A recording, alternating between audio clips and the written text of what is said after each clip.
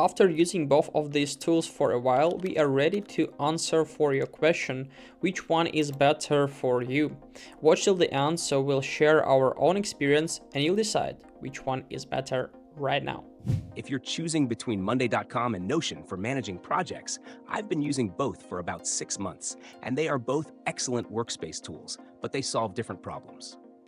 Let's start with Monday.com. The biggest advantage is project management. The visual boards, task tracking, automations, and team dashboards make it easy to see what everyone is working on. I liked how simple it was to assign tasks, track deadlines, and keep projects moving without much confusion. The downside is that some advanced features can become expensive as your team grows. It also focuses more on structured workflows, so it may feel less flexible if you want a completely customized workspace. Now let's talk about Notion. What impressed me most is the flexibility. You can create project boards, documents, knowledge bases, meeting notes, and internal wikis all in one place. I liked having everything connected instead of using multiple apps. The trade-off is that Notion requires more setup.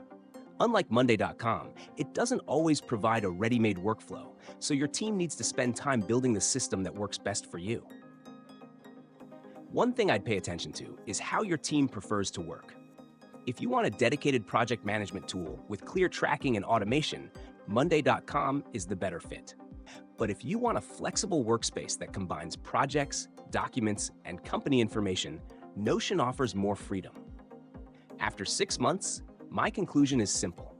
Monday.com is better for teams that need structured project management and easy collaboration, while Notion is ideal for teams that want customization and an all-in-one workspace.